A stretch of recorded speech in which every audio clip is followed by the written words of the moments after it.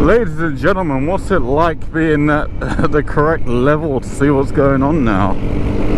Camera angle adjusted. Let's see if I can see this Johnny Vegas looking prick. Oh, he's not here today. So regarding my mishap with that shuckle fuck,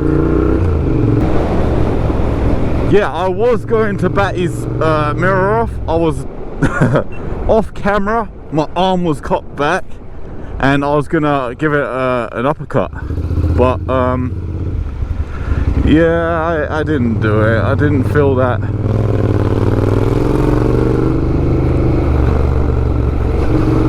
In that instance where, you know, I'm gonna have to drive past him and he could possibly get my number plate afterwards, it wasn't worth it potentially becoming a police matter. Great restraint though. Oh, it took 100% of my willpower.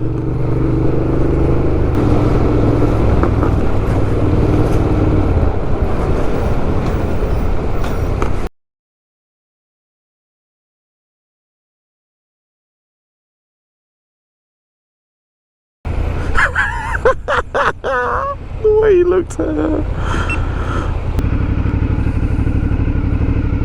I wonder if I could pull off so fast I can set off this camera.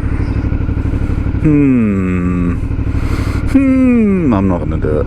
I don't want to take it.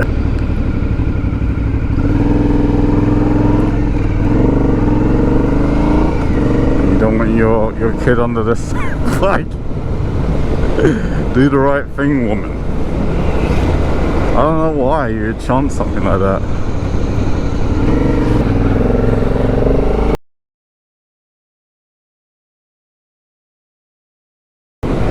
What the fuck? Watch this little party trick. It's black, it's white, yeah, yeah, yeah.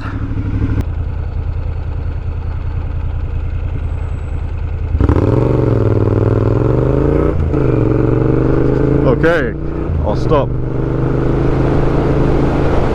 She's definitely a subscriber, was not hailing the taxi behind me.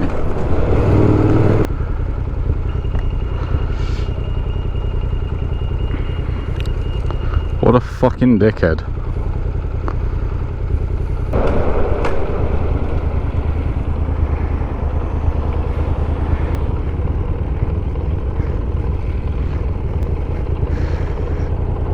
Oh, it's just got to go.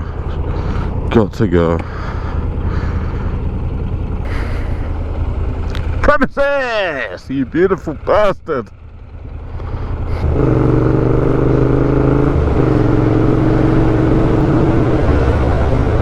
Oh, what was that? Something's been seized.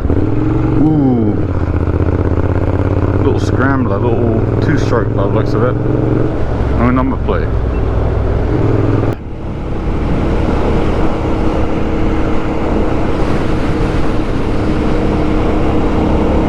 I received a lovely message on Instagram recently, but the question at the end of the message was asking for any advice on when you transition from a 125 learner bike to a full-size bike. He's just finished these tests.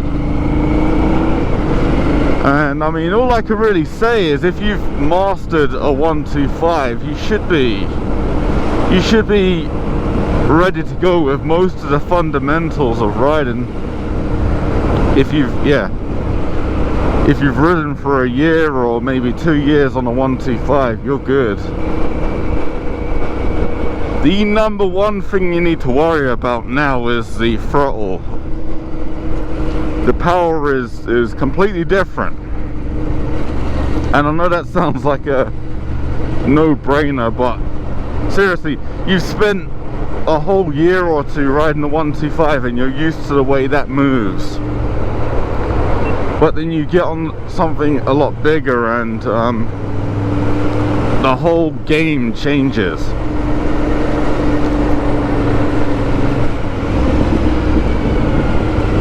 Because I remember when I was on my 125, I would full throttle to do everything, anything. I'd be full throttling away from the lights. I'd be like, yeah, just pinning that throttle back to get to the speed I wanted to reach quicker. You don't do that on a big bike.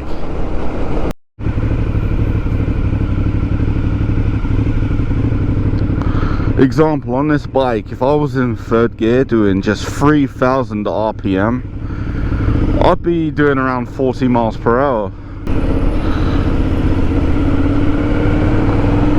And that's completely different on a 125. You'd be gunning it in every gear until you hit 40.